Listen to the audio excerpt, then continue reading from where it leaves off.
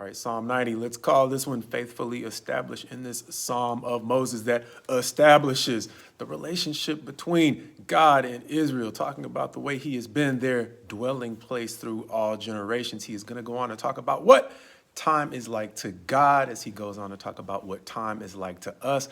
All of that serving as the foundation in that preamble for a very famous request. God, teach us to number our days so that we can get a heart of wisdom. Beginning in verse 1, though, he will say, God has been our dwelling place in all generations. From everlasting to everlasting, he is God.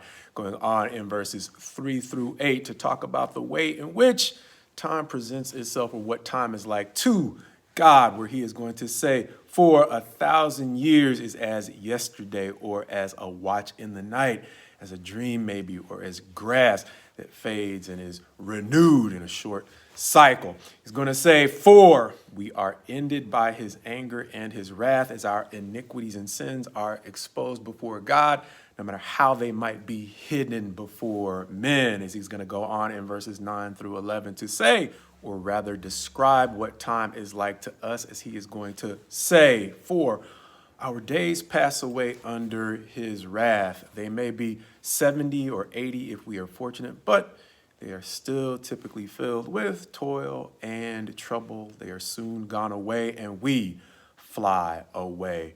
Who then considers his anger and his wrath, which is often the basis for our difficulties? Understanding, as we said before, that God is fair, but understanding that he is not only fair, holding accountable not only his or those who have drawn near to him, but those who have no interest in him at all. His accountability is simply designed to get us into a place of peace. And based upon that, Moses is going to go on to pray, as we mentioned in verses 12 through 17. So teach us to number our days to gain a heart of wisdom.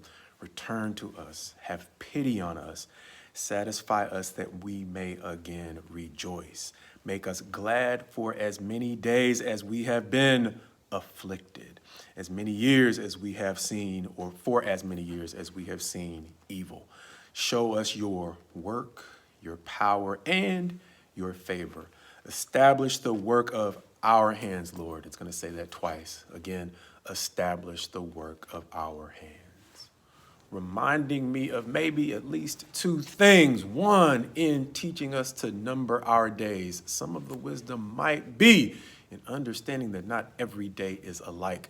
Some days may lend themselves to productivity, whereas others simply lend themselves to surviving the adversity of the day. And likewise, some days string together to form seasons of productivity. And God willing, we will understand not only how to make the best use of isolated days, but the best use of seasons in our lives, understanding that no matter how many good seasons God gives us, life affords us too much to do to get it all done. And so going back to our theme this week of being faithful to God, one of the benefits in that goes to the end of this psalm where Moses asks God to establish the work of our hands, as we said twice, understanding that this psalm gives us Moses' perspective on a familiar theme. Once again, no matter how efficiently we use our time, we can't get it all done.